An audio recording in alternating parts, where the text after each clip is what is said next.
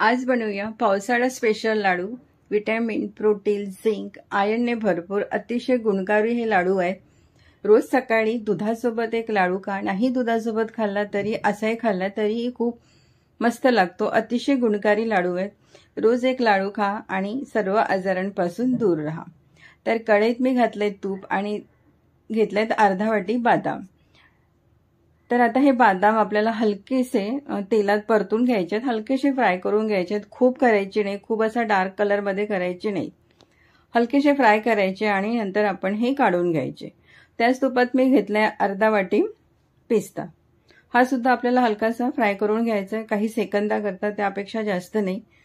तूप गरम आहे, कढई गरम आहे, त्यामुळे ते लगेच होतात आणि हे सुद्धा आता आपण काढून घ्यायचे। त्याच तुपात मी घेतलाय अक्रोड, साधारण अर्धा वाटी अक्रोड आहेत। हे सुद्धा आपल्याला भाजून घ्यायचे आहेत, तुपात तळून घ्यायचे आहेत। हलकेसे तळायचे, खूप नाही। कुठलाही ड्रायफ्रूट खूप तळून घ्यायचा नाही, नाहीतर तो थोडा कडसट लागेल। हलकासा फ्राय करून घ्यायचं आणि काढून घ्यायचं। त्याच तुपात मी घातलाय अर्धा वाटी मनुका। तर मनुका सुद्धा आपल्याला तुपात छान असा परतून घ्यायचा आहे। छान परतला की तो मस्त असा टम्म फुगतो आणि तो छान असा फुगला की तो आपण काढून घ्यायचा। तर कढईतलं तूप आता मी सगळं काढून घेतलंय आणि एक वाटी घेतलंय पंपकिन सीड।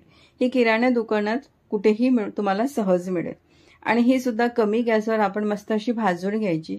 छान भाजल्या गेली की मस्त अशी ती फुलते। काही सेकंदाकरता आपण ही भाजून घ्यायची आणि नंतर आपण ही काढून घ्यायची, खूप भाजायची नाही। आणि त्याच कढईत मी घेतलंय अर्धा वाटी मगज बीज। हे सुद्धा आपल्याला थोडंसं भाजून घ्यायचं आहे आणि छान अशी भाजल्या गेली की ही सुद्धा छान अशी फुलते आणि याचा छान असा हलकासा गुलाबी रंग येतपर्यंत आपण हे भाजून घ्यायचं आणि नंतर काढून घ्यायचं। आणि कढईत आपण घालायचे 2 वाटी मखाना। गॅस कमी ठेवायची आणि कमी गॅसवर हे आपण सुद्धा छान असं भाजून घ्यायचं। प्रत्येक ड्रायफ्रूट भाजताना तेलात परतताना गॅस कमीच ठेवायची।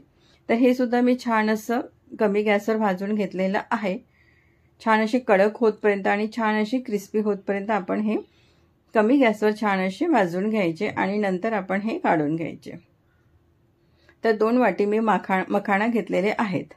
त्याच कढईत मी घातलंय मग 1 वाटी तीळ। ही पांढरी तीळ आहे आणि ही तीळ सुद्धा आपण छान अशी भाजून घेऊया। छान असा चटचट आवाज येतपर्यंत आणि हलकासा गुलाबी रंग येतपर्यंत आपण हे भाजून घेऊया आणि लगेच भाजले जाते, याला वेळ लागत नाही। आणि हे सुद्धा आपण काढून घ्यायचं। नंतर मी घेतलंय 2 वाटी सुकं खोबरं।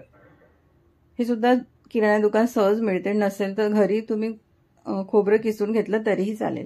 गॅस कमी ठेवायचा आणि कमी गॅसवर हे सुद्धा छान असं आपण भाजून घ्यायचं, हलकासा रंग येतपर्यंत।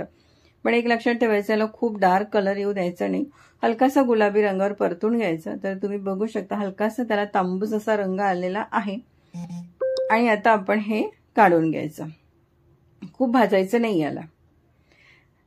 आणि आता मी घेतलंय एक छोटा जायफळचा मी तुकडा घेतलेला आहे, 5 वेलची घेतलेली आहेत आणि 5 मी लवंग घेतलेले आहेत, 5 मी घेतलेत मिरे आणि 1 चमचा मी घेतलाय सोप म्हणजे बडीसोप।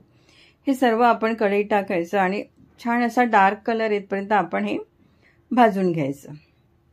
तर याला छान असा डार्क कलर आलेला आहे आणि हे सुद्धा आपण कढईतून काढून घेऊया। तर कढईत मी परत तूप घातलेलं आहे। ड्रायफ्रूट तळताना जे तूप वाचलेलं होतं तेच तूप मी यात घातलेलं आहे आणि नंतर आपण यात घालायचं खजूर। तर 1 वाटी मी खजूर घेतलाय, यातल्या बिया तेवढ्या मी काढून घेतलेल्या आहेत आणि तुपात हे खजूर आपण छान मस्त असं परतून घ्यायचं। गॅस कमी ठेवायचा आणि चमच्याने दाबून हे आपण परतून घ्यायचं, म्हणजे याचा छान अशी पेस्ट होईल। तर इथे छान आपलं खजूर सुद्धा तुपात छान मस्त असं परतल्या गेलेलं आहे, तुम्ही बघू शकता। छान त्याची मस्त अशी स्मूथ पेस्ट झालेली आहे आणि आता आपण हे काढून घेऊया। लगेच होतं, फारसा वेळ लागत नाही। तर इथे सर्व भाजलेले जिन्नस मी वेगवेगळे असे काढून ठेवलेले आहेत।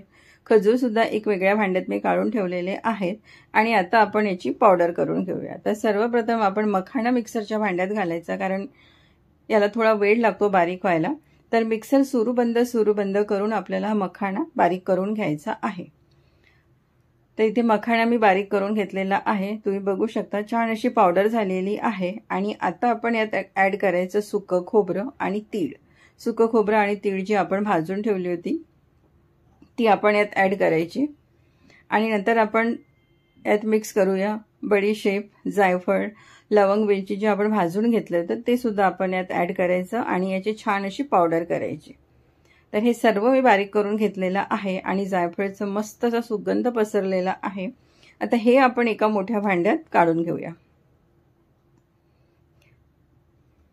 नंतर मी मिक्सरमध्ये घातलंय पंपकिन सीड आणि मगज बीज आणि अक्रोड, हे सुद्धा आपण मिक्सरमध्ये बारीक करून घेऊया। आणि एक लक्षात ठेवायचं की खूप याची पावडर करायची नाही, हलकंसं जाडसर ठेवायचं आणि हे सुद्धा आपण एका भांड्यात काढून घेऊया।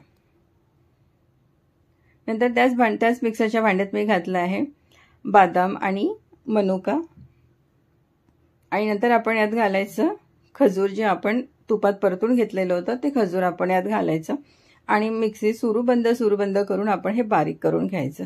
खूप बारीक करायचं नाही, जे पण ड्रायफ्रूट आपण घेतले त्याचे छोटे छोटे असे तुकडे दिसायला हवे आणि तुम्ही बघू शकता की ते व्यवस्थित छान असं बारीक झालेलं आहे आणि एवढंच बारीक करायचं आहे, यापेक्षा जास्त बारीक करायचं नाही। तर आता हे सुद्धा आपण एका मोठ्या भांड्यात काढून घेऊया। तर सर्व जिन्नस मी एकाच भांड्यात काढून घेतलेले आहेत आणि आता हे आपण सर्व मिक्स करून घ्यायचं, कारण आपण सर्व वेगवेगळं भाजलेलं आहे, वेगवेगळं बारीक करून घेतलंय, त्यामुळे हे छान असं हाताने दाबून चोळून आपण हे मस्त असं मिक्स करून घ्यायचं। जर आता तुम्हाला साखर गुळ काही नको हवं असेल तर तुम्ही असे लाडू बांधले तरीही चालतात, कारण आपण यात खजूर घातलेले आहे त्यामुळे याला गोडवा आहेच। नको असेल तर तुम्ही असे लाडू बांधले तरीही चालेल, एखादा वरनं छान असा ड्रायफ्रूट लावायचा। पण लाडू म्हटलं की गोड असायलाच हवे आणि गोड लाडू झाले तर मुलं सुद्धा आवडीने खातात। तर मी गॅसवर ठेवलं एक छोटा पॅन, त्यात घातलंय 2 चमचे तूप। तूप गरम झालं की त्यात मी घातलेला आहे 1 कप गूळ। गूळ छान असा मी बारीक कापून घेतलेला आहे। गूळ घालायचा, गॅस कमी ठेवायची आणि कमी गॅसवर आपल्याला हा गूळ वितळून घ्यायचा आहे, मेल्ट करून घ्यायचा आहे। गॅस कमी ठेवायची, लक्षात ठेवायचं। नंतर मी त्यात घातलंय 1 चमचा पाणी। पाणी खूप घालायचं नाही, 1च चमचा मी पाणी घातलेलं आहे